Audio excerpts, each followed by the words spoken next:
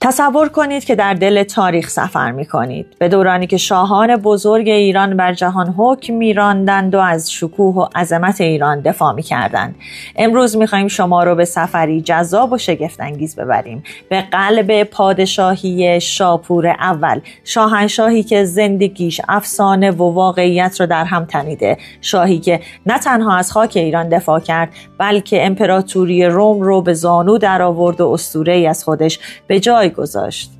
آماده این که با هم رازهای زندگی شاپور پسر اردشیر بابکان رو کشف کنیم؟ اگر کنجکاوید بدونید این پادشاه چطور به افسانه‌ای جاودانه تبدیل شد، این ویدیو رو از دست ندید و با من همراه باشید. درود بر شما دوستان، من فرناز پناه هستم و اینجا کانال تاریخی نور هیستوری. خوشحالم که باز هم در خدمتتون هستم و همینطور که گفتیم میخوایم امروز با هم دیگه راجع به پادشاهی شاپور اول، پسر بزرگ اردشیر بابکان، مؤسس سلسله ساسانی بپردازیم. ببینیم که شاپور چه کرد که اینطور در تاریخ ما به صورت اسطوره‌ای جاودان باقی مونده و همه انقدر براش احترام قائلن. پس با من همراه باشید که بریم ببینیم در دل این تاریخ و در آن زمان چه شد. شبی تاریک و آرام در سرزمین پارس، زمانی که همه مردم در خواب به سر می بردن، نوزادی پا به دنیا گذاشت که تقدیر اون با پادشاهی و افتخار پیوند خورده بود. این کودک کوچک شاپور فرزند اردشیر بابکان، بنیانگذار شاهنشاهی ساسانی بود. از همون کودکی چشمهای درخشان و شجاعانش نشون میداد که روزی به بزرگی و شکوه خواهد رسید. شاپور در کاخهای با شکوه پدرش پرورش پیدا کرد، اما برخلاف آنچه که تصور میشه دوران کودکیش تنها به آسایش و رفاه نگذشت. اردشیر از همون ابتدا به فرزندش آموخت که قدرت مسئولیت میآورد و او باید روزی در این سرزمین پهناور حکومت کند. شاپور تحت تعالیم سخت نظامی، فلسفی و مذهبی رشد کرد و در مراسم آیین زرتشتی شرکت میکرد و از اسطوره‌ها و سنت‌های ایرانی آموخت که پادشاهی چیزی بیشتر از سلطنته. پادشاهی فرصتی برای هدایت و رشد ملت هاست. در یکی از همین روزهای کودکی اردشیر دست شاپور رو گرفت و اون رو به تپه‌ای برد که مشرف به دشت‌های پارس بود و گفت: این سرزمین را می‌بینی؟ این میراث توست. روزی بر این سرزمین و مردمانش حکمرانی خواهی کرد، اما یاد بگیر که آنها را مثل فرزندانت دوست داشته باشی. و دوران نوجوانی و جوانی شاپور تجربه‌های شیرین و تلخ جنگ و سیاست. در دوران نوجوانی شاپور به سرعت به یک جوان جسور و جنگاور تبدیل شد. اون در کنار پدرش در نبردها شرکت می‌کرد و در هر جنگ چیزی از اصول نظامی و رهبری یاد می‌گرفت. یکی از این جنگ‌ها نبردی در برابر دشمنان داخلی بود که در اون شاپور نشون داد که یک فرمانده و جنگجوی لایقه. در طول این نبردها اون از پدرش یاد گرفت که حکمرانی بدون عدالت به هیچ عنوان ارزشمند نیست. بعد از هر پیروزی شاپور متوجه میشد که بار مسئولیت اون سنگین تره. روزی شاپور به پدرش گفت: پدر، من چطور میتونم روزی مثل تو این سرزمین پهناور رو حکمرانی کنم؟ و اردشیر با لبخندی پدرانه به اون پاسخ داد که فرزندم، قدرت تنها با شمشیر به دست نمی آید. با عشق به مردمت و با دانشی که از تجربه ها به دست میآوری پادشاهی میکنی. به روزی فکر کن که تو بر این سرزمین حکمرانی خواهی کرد و باید تصمیماتی بگیری که سرنوشت مردمانت را تغییر میدهد.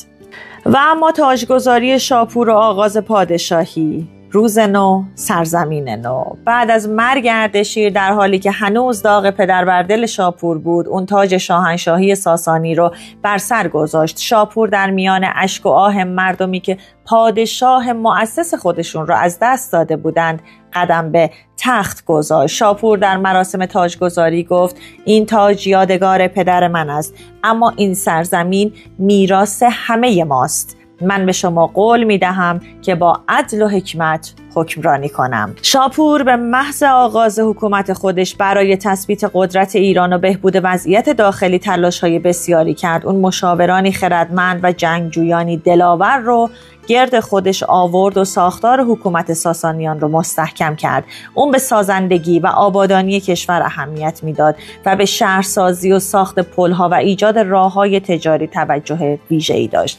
یکی از مهمترین اقداماتی که شاپور توی این دوره انجام داد تأسیس شهر بیشاپور بود، شهری که امروز به یاد اون باقی مونده و نماد دستاوردهای اون در سازندگیه. و اما برسیم به نبردهای بزرگ شاپور با رومیان، چالش‌ها و افتخارات بی‌پایانی که کسب کرد. شاید برجسته ترین بخش از پادشاهی شاپور نبرد اون با رومیان بود. اون در طی چند جنگ بزرگ و حماسی ارتش روم رو شکست داد و یه افتخار خیلی بزرگ و بی‌نظیر برای ایران به ارمغان آورد. شاپور در یکی از این نبردها یعنی نبرد ادسا موفق شد والریان امپراتور روم رو به اسارت بگیره، امری که هیچ کدوم از شاهان ایران قبل از اون نتونسته بودن انجام بدن. این پیروزی نه تنها نشون دهنده قدرت نظامی ایران بود، بلکه پیامی به سراسر جهان فرستاد. ایران بزرگترین و قدرتمندترین امپراتوری زمان خود است. روایت شده که بعد از این پیروزی شاپور والریان رو به نزد خودش فرا میخونه و با اون نه به عنوان یک اسیر بلکه به عنوان یک پادشاه برخورد میکنه. این رفتار شاپور نشون دهنده هوش و بزرگواری اون بود. اون باور داشت که حتی در اوج قدرت هم باید شرافت پادشاهی رو حفظ کرد و دشمنان رو با احترام شکست داد. حالا بریم که با هم کمی بیشتر به جزئیات حکومت شاپور بپردازیم.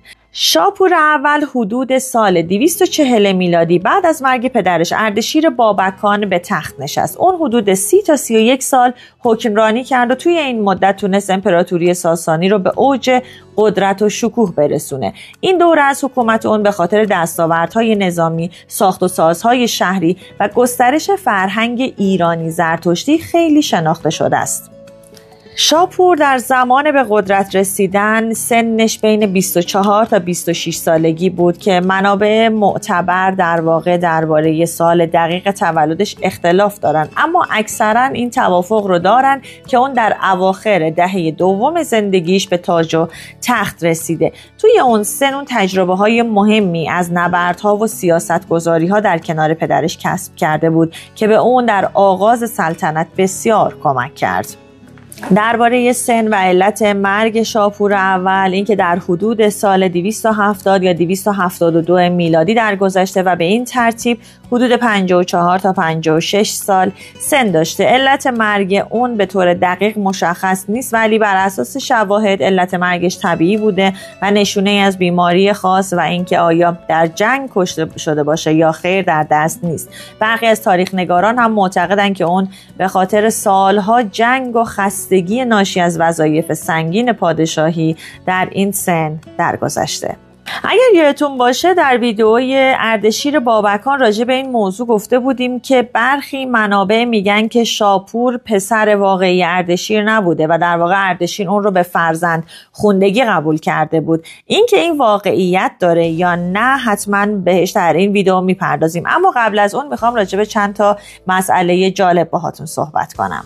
زندگی شاپور اول به خاطر دستاوردهای چشمگیر و وقایع مهم دوران حکومتش زمینه‌ساز روایات و شایعات خیلی زیادی بود که بعضی از اونها واقعا رازآلود و شگفت انگیزن که در ادامه با هم دیگه چند تاش رو بخونیم. همونطور که گفتیم یکی از عجیبترین و شگفت انگیزترین وقایع دوران حکومت شاپور اول اسارت امپراتور والریان بود، امپراتور بزرگ روم که در جنگ ادسا اتفاق افتاد در سال 259 میلادی. این پیروزی برای شاپور و امپراتوری ساسانی انقدر بزرگ بود که همچنان در تاریخ به صورت یک اتفاق مهم باقی مونده، چرا که اولین بار بود یک امپراتور روم به دست دشمن اسیر میشد. توی این داستان روایت‌های شگفت‌انگیزی از چگونگی رفتار شاپور با والریان در برخی منابع اومده. برخلاف چیزی که در ابتدا گفتیم، بعضی‌ها میگن که شاپور والریان رو مجبور می‌کرد که به عنوان نگهبان دربار یا خدمتکار در مراسم سلطنتی حاضر بشه. حتی روایاتی وجود داره که شاپور از والریان به عنوان پایه پله برای سوار شدن بر اسبش استفاده می‌کرده. این افسانه ها البته در منابع مختلف به صورت خیلی متفاوتی خب نقل شدن و هر کدوم از اونها به نوعی میخوان غرور شاپور و شکوه پیروزیش رو نشون بدن و خیلی نمیشه بهشون استناد تاریخی و دقیقی کرد.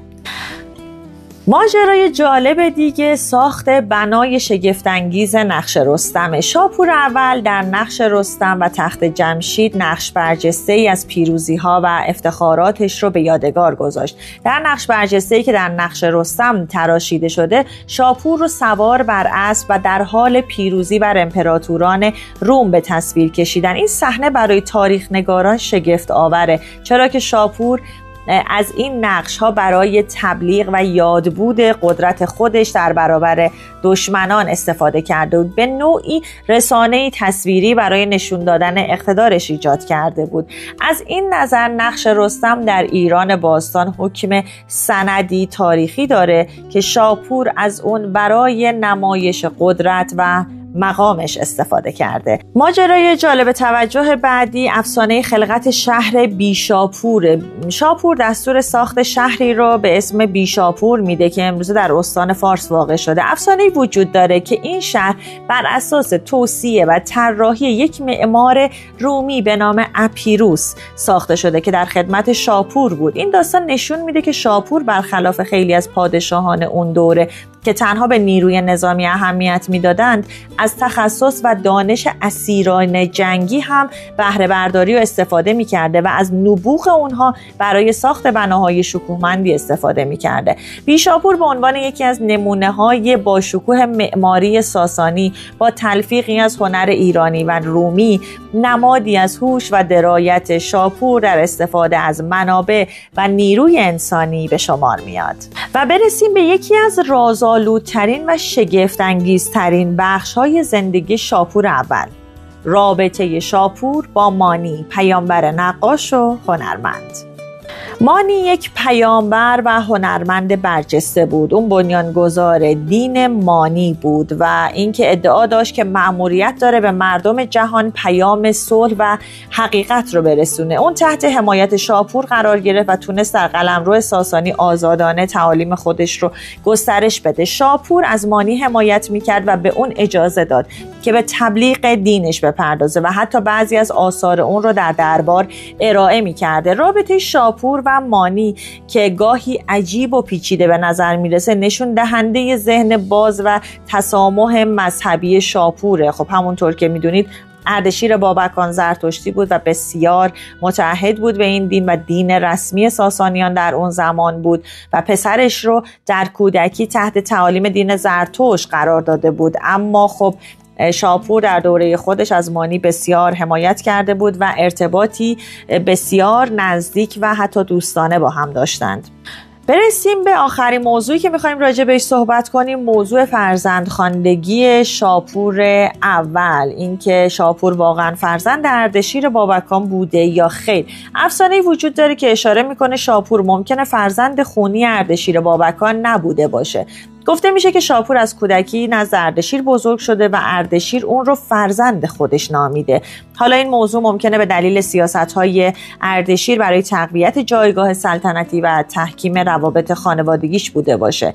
افسانه فرزندخواندگی شاپور یکی از نکات رازآلودیه که درباره اون وجود داره و تاریخ نگاران هنوز درباره درستی این اتفاق تردید دارن.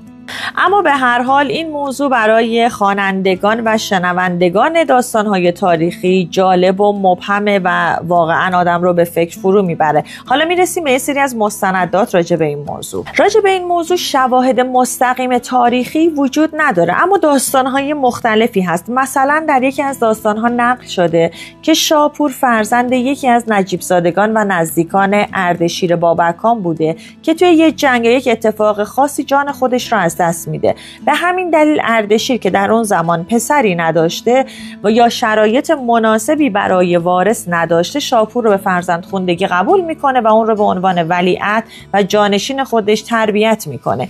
یکی از دلایلی که باعث تقویت این شایعه شده نبود شواهد مستقیم و روشن از دوران کودکی و ارتباط خونی شاپور و اردشیر. منابع تاریخی که به شجرنامه اردشیر پرداختن بعضی وقتا در ارائه جزئیات نسب شناسی اون به یه سری از تناقض‌ها رسیدن یا اطلاعات مبهمی از نسب دقیق خانوادگی اونها رو آوردن که باعث شده نتونن دقیقاً این موضوع رو تایید یا رد کنن.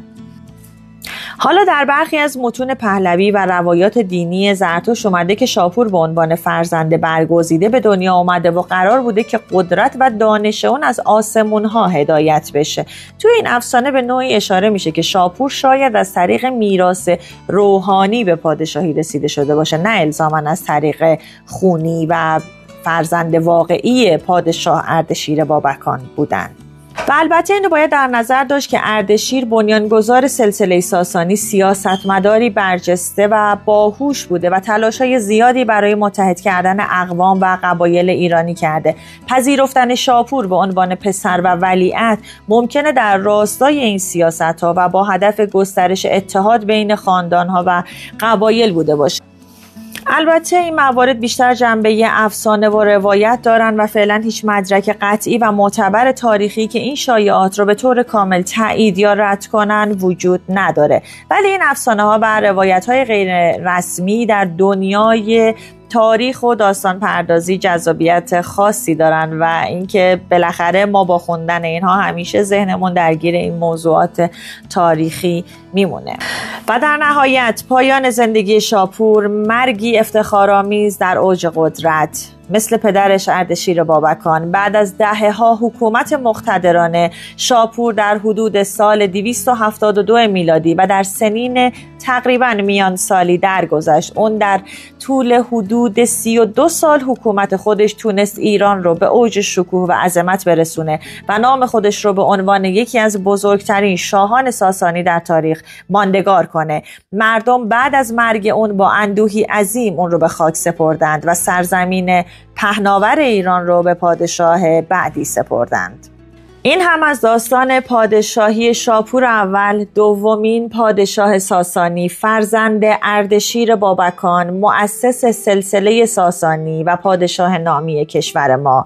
جانشینی لایق که ایران رو در زمان خودش به اوج قدرت در اون زمان رسوند. سپاسگزار همراهی شما هستم. امیدوارم که این ویدیو رو دوست داشته باشید. یادتون باشه که کانال رو سابسکرایب کنید، زنگولش رو فعال کنید و با من در ارتباط باشید. به خدا میسپارمتون تا ویدئوی بعدی. خدا نگهدار.